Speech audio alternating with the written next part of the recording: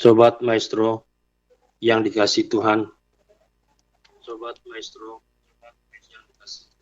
kita berjumpa kembali dan di mana kita boleh merasakan kasih dan kebaikan Tuhan sepanjang minggu yang lalu, sehingga kita semua boleh ada pada hari ini, semua karena anugerah Tuhan.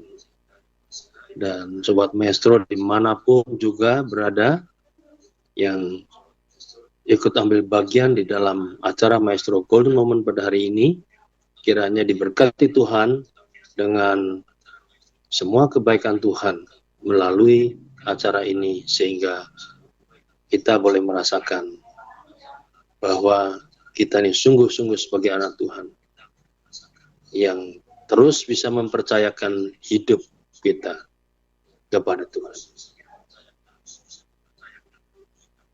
Mari sebelum kita membaca dan merenungkan firman Tuhan pada hari ini, kita akan berdoa terlebih dahulu kepada Tuhan. Ya Tuhan, kami datang mengucapkan syukur kepadamu, oleh karena Engkau adalah Allah yang baik, Allah yang selalu menyatakan kemurahan Tuhan pada kami, di mana pada saat ini ya Tuhan kami sungguh-sungguh merasakan bahwa Engkau adalah Allah yang terus-menerus menyatakan diri pada kami melalui Tuhan Yesus Kristus. Dan kami percaya bahwa hanya ada satu jalan kepada Allah yang telah menyatakan diri, yaitu jalan Tuhan Yesus Kristus. Karena kami tahu itulah jalan keselamatan, jalan menuju pada hidup yang kekal. Kami sebentar akan membaca firman-Mu ya Tuhan. Ialah firman yang boleh diperdengarkan oleh Tuhan melalui hamba-Mu pada saat ini. Disempurnakan oleh Tuhan. Sebab hamba-Mu tentu saja sebagai manusia ada banyak kekurangan dan kelemahan di dalam menyampaikan firman Tuhan. Tetapi Roh Kudus akan terus mengalirkan firman itu dalam diri kami, dan kami diberkati oleh firman itu, sehingga hati kami penuh sukacita, damai sejahtera, dan bahagia karena Tuhan sendiri yang memberikannya pada kami. Bapa, sebentar kami akan membaca firman-Mu, kami akan menyimak, merenungkan, dan tolong Tuhan Roh Kudus juga mendorong kami untuk kami melakukan dalam hidup kami sehari-hari.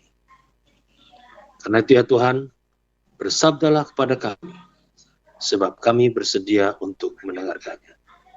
Dalam nama Tuhan Yesus, kami berdoa. Amin.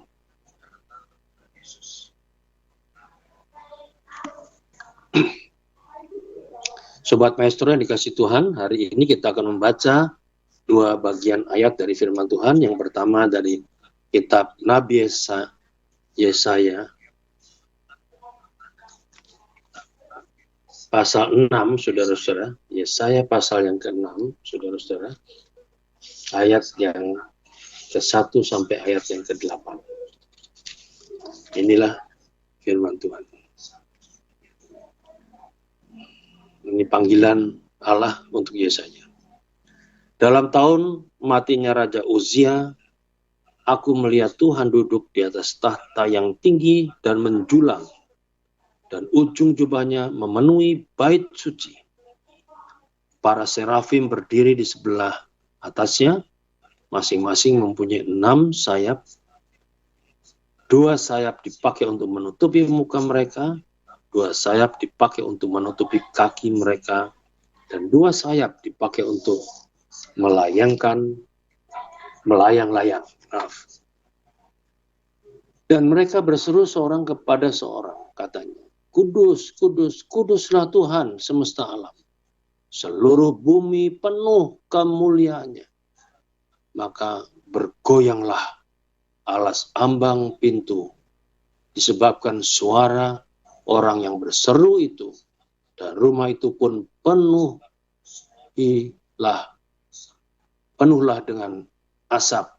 Lalu katanya, celakalah aku binasa.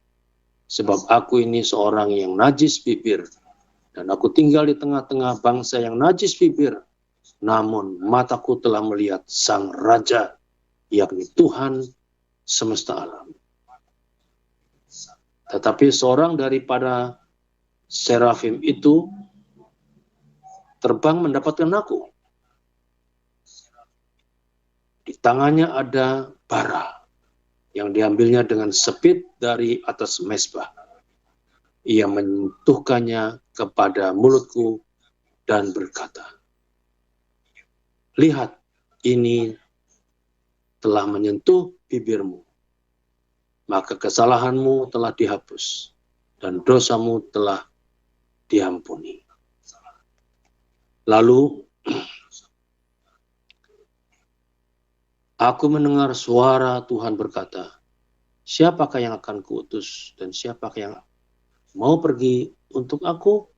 Maka sautku, ini aku, utuslah aku. Lalu kemudian kita akan membaca dari Yohanes pasal yang ketiga, ayat 16 sampai dengan ayat yang ke-17.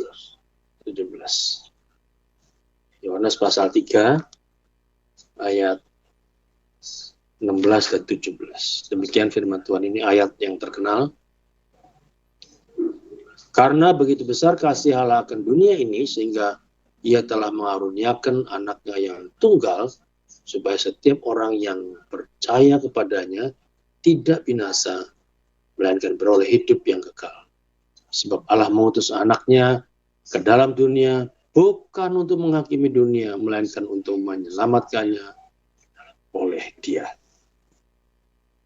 Saudara-saudara, itulah pembacaan firman Tuhan yang berbahagia, yang mendengarkan firman Tuhan serta memeliharanya dalam kehidupannya sehari-hari.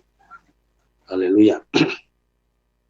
Saudara-saudara, sebetulnya kita ini, hari ini kita merayakan hari raya Minggu, yang Minggu Tritunggal atau Trinitas, ya, di mana kita mengagungkan Allah yang kudus, Allah yang maha kuasa.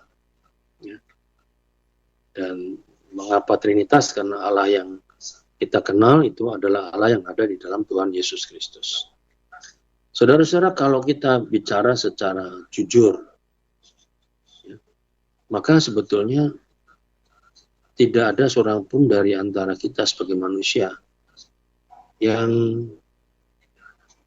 bisa mengenal Tuhan atau Allah, yang bisa tahu Allah. Coba kalau kita mendeskripsikan Allah itu seperti apa sih? Allah kayak apa coba? Kalau misalkan saudara mendeskripsikan pendeta Yahya Purwanto, mungkin sudah tahu, oh itu Pak Yahya mukanya kayak gitu. Nah, kalau kita ngomong tentang Allah, siapa sih yang tahu Allah? Maka kalau kita jujur ya nggak ada yang tahu. Ya. Manusia itu pada dirinya sendiri tidak bisa tahu tentang Tuhan. Ya. Tidak ada seorang pun yang tahulah siapa Allah. Bagaimana rupanya, bagaimana gambarnya, seperti apa keadaannya, nggak tahu. Meskipun Adam dan Hawa juga pada waktu diciptakan pertama, hanya dengar dari suara, dari firman. Allah berfirman, nah itu dengar. Begitu. Tapi bentuk rupanya seperti apa, tidak tahu kita. Ya. Karena Alkitab memang tidak pernah menerangkan itu. Alkitab juga tidak pernah menerangkan tentang Allah berdasarkan rumusan-rumusan logika yang dipikirkan oleh manusia. Tidak. Ya, karena rumusan logika yang dipikirkan manusia itu sangat terbatas. Tidak sempurna. Artinya, manusia itu dengan pikirannya tidak dapat menjangkau atau melihat, tahu tentang Allah seperti apa. Jadi, tanpa Allah memperkenalkan dirinya, manusia tidak dapat mengenal Allah. Tidak dapat mengetahui siapakah Allah. Bagaimana rupa bentuknya, tidak seorang pun yang pernah melihatnya. Ya. Itu berarti bahwa kita ini mengenal Allah sejauh Allah memperkenalkan dirinya. Jadi bukan kita yang mencari tahu dengan rumusan logika kita, menggambarkan Allah. Tidak bisa. Ya. Kita mengenal Allah sejauh Allah memperkenalkan dirinya. Melalui penyataannya yang disaksikan sesuai dengan firman-firman. Tanpa Allah menyatakan diri, kita tidak pernah bisa berbicara pada Allah, berhubungan pada Allah. Ya. Berdoa pada Allah, kita tidak bisa. Jadi tentang siapa Allah sesungguhnya,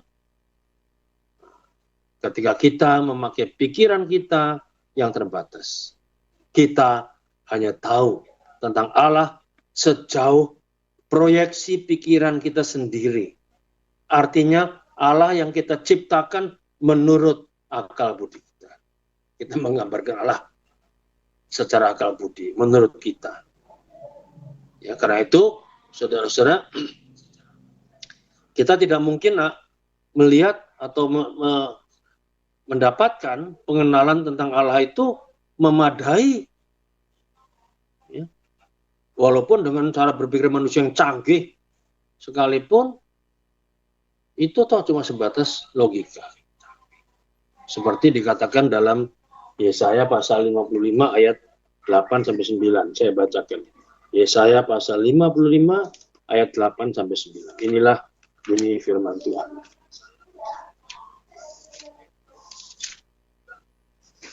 Ya. Sebab rancanganku bukanlah rancanganmu, dan jalanku bukanlah jalanmu bukanlah jalanku. Demikianlah firman Tuhan, seperti tingginya langit dari bumi, demikianlah tingginya jalanku dari jalanmu, dan rancanganku dari rancanganmu. Nah, itu sangat jelas. Dari ayat-ayat itu kita mendapat gambaran bahwa rancangan Tuhan, kehendak Tuhan, jalan Tuhan, dibandingkan jalan kita, yang hanya pakai pikiran logika tadi, antara langit dan bumi. Itu. Kita lihat.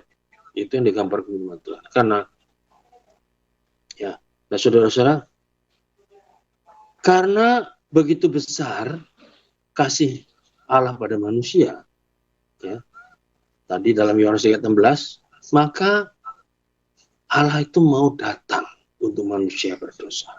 Dia datang. Ya, jadi kita mencari tahu siapa Allah, karena kita nggak pernah sempurna memahami itu. Dia datang memperkenalkan diri. Dia datang.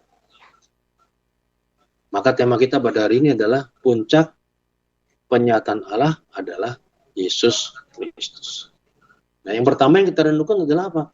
Yaitu bahwa Allah itu menyatakan diri, memperkenalkan diri.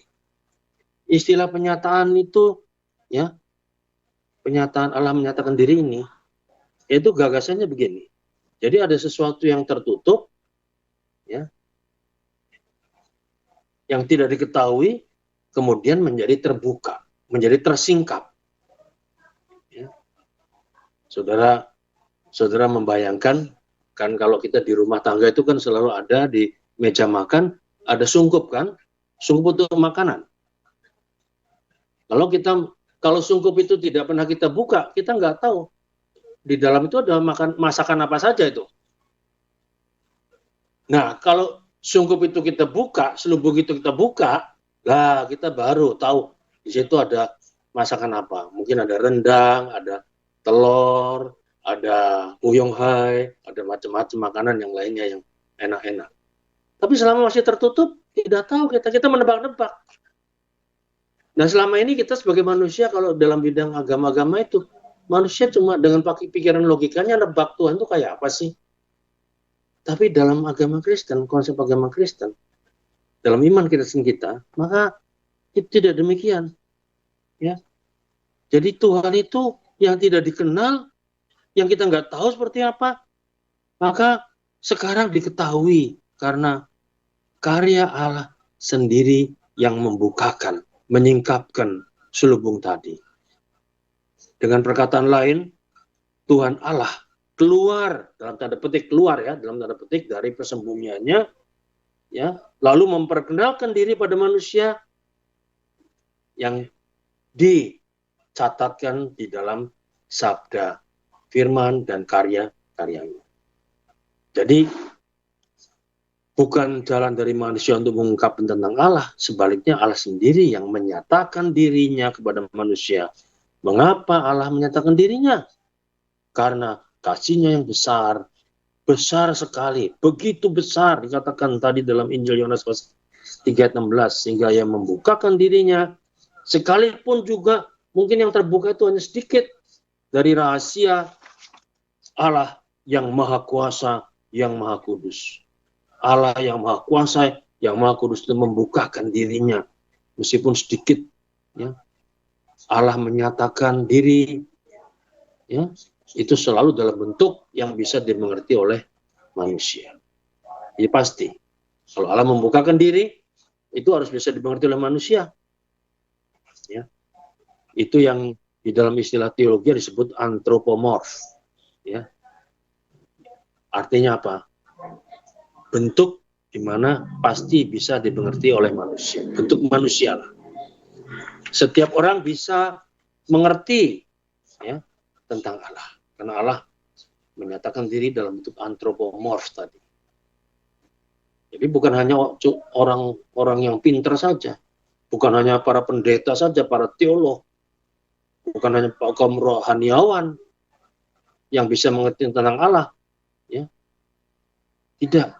Semua orang, setiap orang bisa mengerti. Bisa. Tapi, saudara-saudara, sekalipun kita mengerti, dalam menyatakan dirinya, Allah menegaskan ada perbedaan mutlak antara Allah sebagai Sang Khalik dan kita manusia sebagai makhluk. Jadi bukan setara. Ya. Kita dan Allah tidak setara. Ada perbedaan mutlak. Allah Sang Khalik dan kita adalah makhluk. Karena itu nama Allah dalam Alkitab bukan buatan manusia, bukan ciptaan manusia, bukan. Ya. Bukan. Kalau ada kata Allah, ya, bahasa Indonesia kan ada kata Allah. Nah, itu hanya terjemahan dari bahasa Indonesia, atau kalau bahasa Inggris Lord misalnya kan. Itu hanya ungkapan bahasa. Tapi nama sesungguhnya bukan itu. Ya. Kata Allah atau kata Lord itu hanya sebuah kata benda yang dipergunakan oleh semua agama-agama manapun untuk kekuatan yang adikodrati, yang supranatural, kekuatan yang mutlak tadi. Karena tiap agama ada punya kekuatan itu kan di situ. Ya. Tapi dalam Alkitab tidak demikian. Ya. Nama Allah dalam Alkitab bukan buatan manusia. Jadi kalau diterjemahkan dalam bahasa Indonesia Allah berfirman, Allah itu hanya terjemahannya. Tapi sebetulnya, ya, itu kita melihat bahwa nama Allah itu sebetulnya menunjukkan hakikat atau katakanlah sebagai hakikat, sebagai sifat, ya, dari Tuhan itu sendiri. Nama yang kuasa, nama yang adikodrati. Jadi itu yang harus kita bayangkan. Itu sebabnya di dalam bahasa Ibrani, saudara-saudara, nama Allah itu adalah Yehova atau Yahweh. Dan itu pun diucapkannya juga nggak boleh pakai mengucapkan kata Yahweh atau Yehova. Ya. Karena terlalu kudus itu kekuatan adikodrati tadi sampai dibunyikannya Adonai. Ya, dalam bahasa Ibrani Adonai. Padahal namanya yang tercatat Yahweh, Yehova. Ya. Tapi di orang Israel zaman dulu menyebutnya Adon. Karena terlalu kudus, nggak boleh sembarangan mengucapkan nama Tuhan itu. Nah, kata Yehova ini atau Yahweh ini asal dari kata hayah. Hayah itu sama dengan hayat lah. Kita mungkin kalau yang tua, generasi tua yang zaman dulu sekolah SD, SMP ada ilmu hayat dulu. Ya. Ilmu hayat, ilmu hidup tentang kehidupan. Itu artinya hidup ada. Ya. Nama itu menunjukkan sebagai Tuhan yang adalah sumber dan pemilik segala yang ada. Nama yang kedua yang dipakai Alkitab untuk kata Allah, ya, kata bahasa Ibrani yaitu apa? Elohim, kata El. El itu artinya kuat, kuasa, kuat, kuasa. Nama itu menunjukkan bahwa Tuhanlah yang memiliki kuasa atas kehidupan. Ya. Jadi saudara-saudara kita melihat bahwa ini harus dibedakan. Ada kata Allah, ada kata Lord dalam bahasa Inggris, Dalam bahasa Belanda mungkin apa, dalam bahasa yang lainnya juga apa, ada, tapi itu hanya bahasa. Tapi nama sesungguhnya yang ada di Alkitab, menurut yang Allah perkenalkan pada manusia, yaitu apa? Yahweh dan Elohim. Kata Yahweh dan Elohim. Jadi kita melihat bahwa Allah itu memang sungguh-sungguh adalah hakikatnya memiliki kuasa atas kehidupan, sumber segala yang hidup. Itu pengertiannya begitu. Karena itu saudara-saudara, tujuan Allah menyatakan diri bukan sebagai alat untuk keinginan atau kesenangan atau kepuasan manusia, bukan. Kalau Allah menyatakan diri itu untuk memperlihatkan kedaulatannya, kehebatannya tadi, yaitu Yahweh, sumber segala yang ada, Elohim sebagai kekuatan yang luar biasa, yang punya kuat kuasa luar biasa. Kedaulatannya adalah dasar panggilan manusia untuk menyembah dan memuliakan kebesarannya. Ya. Jadi sekali lagi saya mau mengatakan bahwa ya tujuan Allah menyatakan diri ini adalah bukan alat untuk keinginan, kesenangan, kepuasan kita manusia ini. Wah, enak amat kalau gitu. Kalau Allah menyatakan diri pada kita supaya kita senang, keinginan kita dikabulkan semua, kepuasan kita itu terpenuhi, wah enak sekali kalau gitu. Tidak, Allah itu memperlihatkan namanya yang seperti itu adalah karena kedaulatannya. Ya. Jadi hati-hati nih, karena kita seringkali sebagai orang-orang yang percaya pada Tuhan itu selalu begini, pikiran kita bahwa kalau Allah menyatakan diri itu ya untuk kepentingan kita lah katanya, kepuasan kita, kesenangan kita, keinginan kita. Tidak. Maka seringkali kita lihat banyak orang-orang percaya pada Tuhan ya, itu punya pikiran bahwa kalau Allah itu tidak cocok dengan ukuran kita sebagai manusia, ya kita buang aja Allah, kita tinggalkan, peduli setan. Kan begitu seringkali kita melihat. Ya, ketika Allah tidak bisa memuaskan kita, ketika keinginan kita tidak dikabulkan Tuhan, ketika kita merasa bahwa kita katakanlah kurang senang dengan kehidupan bersama dengan Tuhan, karena Tuhan itu kok kelihatannya kok bikin susah kita, ya kita tinggalkan. Ya, itu yang seringkali terjadi. Kita buang Allah. Saudara-saudara, tidak boleh demikian kita. Karena Allah menyatakan diri itu untuk memperlihatkan kedaulatannya. Ya, jadi bukan begitu, bukan sebaliknya menurut ukuran kita yang cocok sama kita. Kalau cocok sama kita, kita pakai. Kalau nggak cocok, kita lepaskan, kita tinggalkan. Nah, bukankah banyak juga orang-orang Kristen yang meninggalkan gereja, meninggalkan Tuhannya, ya, kemudian mengambil keyakinan lain dan lain sebagainya. Hanya kenapa? Karena merasa tidak, keinginannya, kepentingannya, kesenangannya, kepuasannya nggak dituruti sama Tuhan. Jadi buat apa dah Tuhan? Tidak boleh demikian, saudara-saudara. Kalau kita melihat nama Yahweh dan Elohim itu, maka manusia seharusnya memberi hormat dan memuliakan Tuhan. Jangan sekali-kali kita membuang Tuhan hanya karena masalah-masalah yang sebetulnya sangat sepele. Kita hanya ingin supaya Tuhan menyenangkan hati kita sebagai manusia di muka bumi ini. Jangan. Alangkah berdosanya kita kalau kita membuang Yahweh atau Elohim ini yang diterjemahkan di Alkitab. Dalam Alkitab adalah bahasa Indonesia dengan kata Allah. Nah itu, jadi kita harus tahu tentang tujuan Allah menyatakan diri. Nah saudara-saudara, kalau kita melihat dalam kenyataan, maka Allah itu menyatakan diri dalam Alkitab digambarkan melalui berbagai macam cara. Kalau kita membaca di Mazmur pasal 29, maka sebetulnya Allah itu menyatakan diri kepada manusia melalui semua karya ciptaannya dalam alam semesta di sejarah kita ini. Ya, maka dalam Mazmur 29, Raja Daud menggambarkan Allah itu suaranya menggelegar, berkuasa atas alam semesta, suaranya itu ada di atas air, suaranya itu bisa mematahkan pohon aras, bisa membuat gunung melompat, bisa menyembuhkan api, bisa membuat padang gurun gemetar. Itu digambarkan Mazmur 29. Atau kalau kita memakai gambaran di Yesaya pasal yang ke-6 tadi, bagaimana kita melihat bahwa ketika Yesaya dipanggil oleh Tuhan, dalam Yesaya pasal 6 itu tadi, kita melihat bagaimana dikatakan luar biasa. Ada sesuatu yang hebat terjadi, yaitu apa? Bahwa ternyata Allah itu dahsyatnya luar biasa. Luar biasa. Jadi dikatakan, digambarkan punya 6 sayap, ya, kudus dikatakan. Kemudian dikatakan juga bahwa alas ambang pintu bisa bergoyang, lalu orang berseru, ya, lalu ada asap memenuhi rumah itu waktu pengalihan terjadi. Maka sampai Yesaya itu gemetar dan kemudian berkata, celakalah aku binasa ini, aku mati ini. Ya, sebab aku seorang yang berdosa. Dikatakan begitu. Bibirku najis, ya. Bangsaku juga najis. Tapi aku melihat Tuhan Sebaot, Yahweh Sebaot, Tuhan semesta alam yang luar biasa. Jadi Tuhan tuh sebetulnya menampakkan diri pada kita di dalam cara-cara seperti itu dalam kehidupan di alam semesta ini.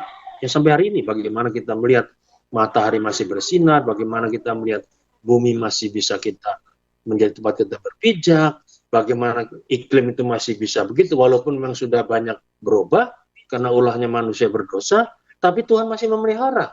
Dan kita melihat Tuhan menyatakan itu kepada manusia.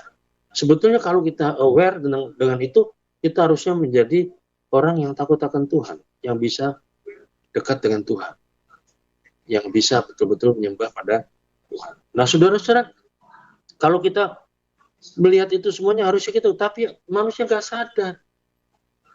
Ya. Lalu Tuhan bisa menunjukkan dengan cara apa lagi? Dengan cara penampakannya kepada kita sebagai manusia. Dia menampakkan diri, misalnya ketika dia menampakkan diri pada Musa, waktu Musa dipanggil ada semak belukar berduri yang menyala tapi tidak terbakar misalnya. Itu tanda-tanda kudus, tanda-tanda yang bisa dihayati manusia. Harusnya manusia bisa mengerti Tuhan ini. Ya. Tetapi ternyata tidak. Manusia tidak mengerti ini. Juga tidak pernah mengerti kalau ada seperti itu. Kita seringkali juga dapat tanda-tanda yang dari Tuhan, tapi seringkali kita nggak mengerti. Sebetulnya harusnya kita, kalau kita dekat dengan Tuhan, pasti kita akan mengerti bahwa Tuhan menampakkan diri pada kita dengan cara-cara yang bisa dikenal oleh manusia. Atau Tuhan bisa menampakkan diri, menyatakan diri lewat apa? Mujizat. Tapi biasanya orang setelah dapat mujizat, padahal mujizat itu kan luar biasa sebetulnya. Mujizat itu adalah sesuatu yang tidak bisa dibuat oleh manusia, sesuatu yang mustahil, ya. Tetapi kalau Tuhan bisa bikin mujizat, kita bisa sembuh dari sakit kita yang berat, kita misalnya katakanlah terlepas dari mara bahaya yang dahsyat. Padahal kalau nggak ada mujizat Tuhan, kita udah mati. Tapi seringkali kita tidak sadar itu, tidak membuat kita bisa memuliakan Tuhan, menyembah Tuhan. Ya, kita lupa semua itu, seolah-olah biasa-biasa aja. Ya, padahal tujuannya supaya apa? Manusia makin mengerti rencana dan kehendak Tuhan. Kalau Tuhan sampai menyatakan mujizat pada manusia. Dan kemudian apalagi kita melihat juga sampai Tuhan memberikan firman pada manusia. Firman hadir dengan sabda. Ya.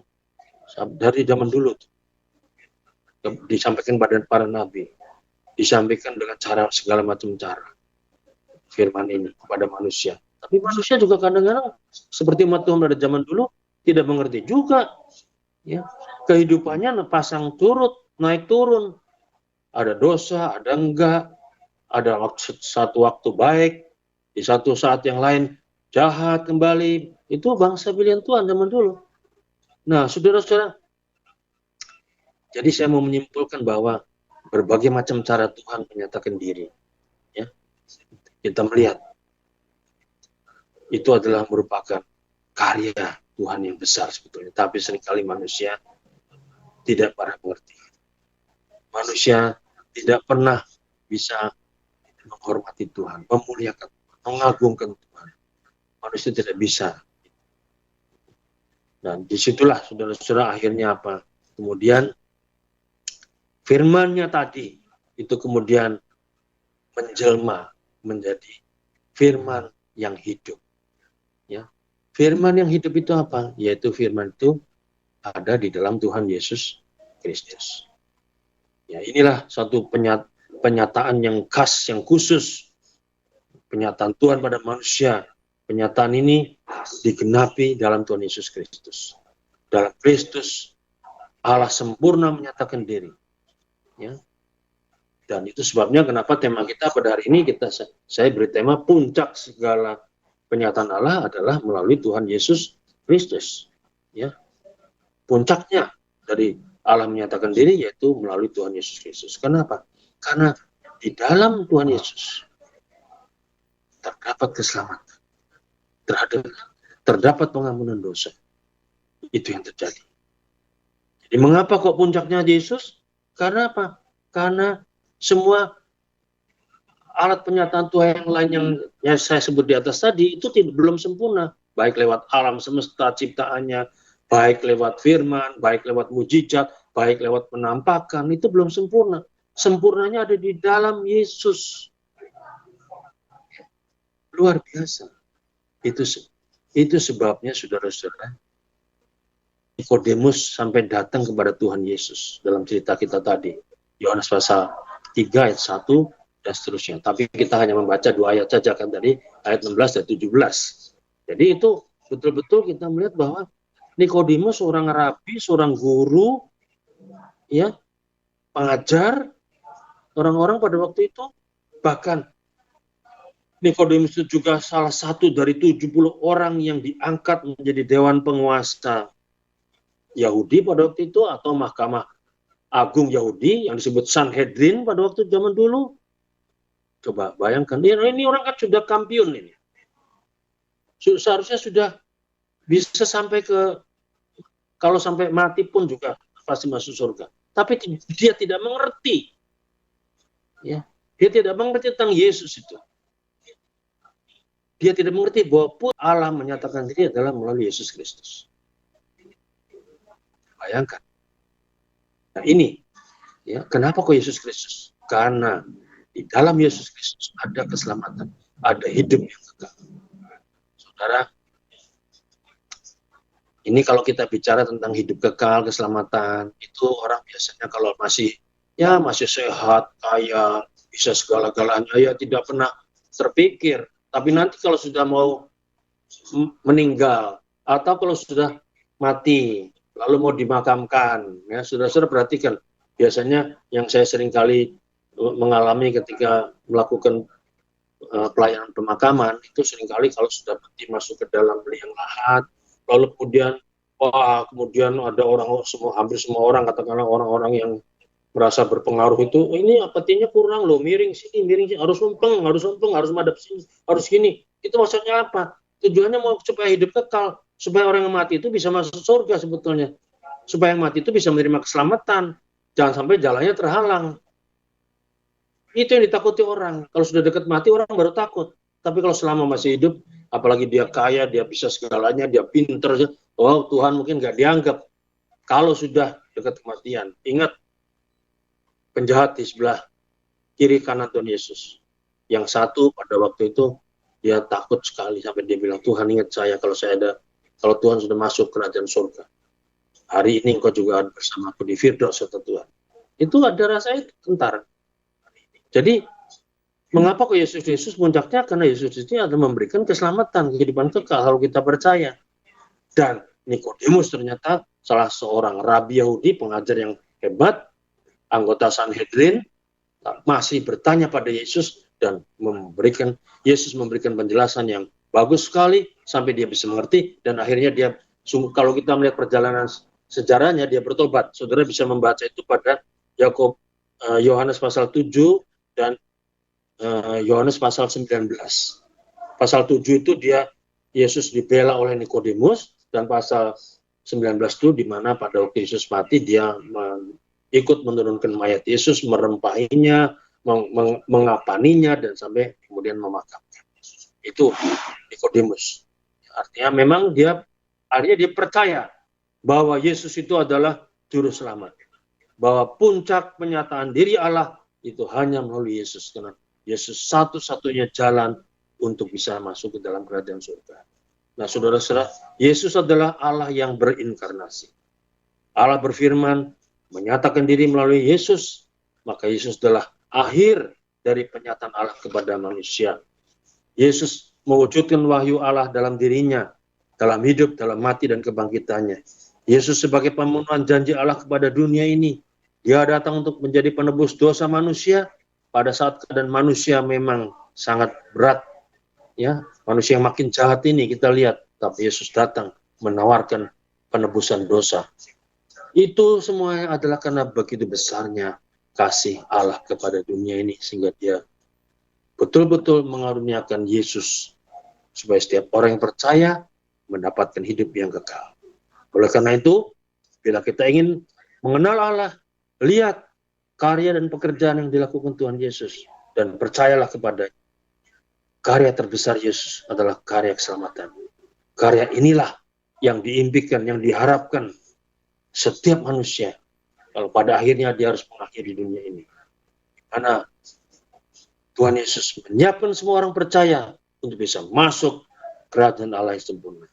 Hanya melalui Yesus yang datang sebagai manusia, sebagai juru selamat satu-satunya di hidup ini, terbuka jalan bagi kita untuk mengenal Allah, percaya pada Allah, dan kita bisa memasuki kehidupan kekal. Kita menerima keselamatan di dalam Kristus. Kristus adalah puncak kenyataan Allah. Percayalah kepadanya. Amin.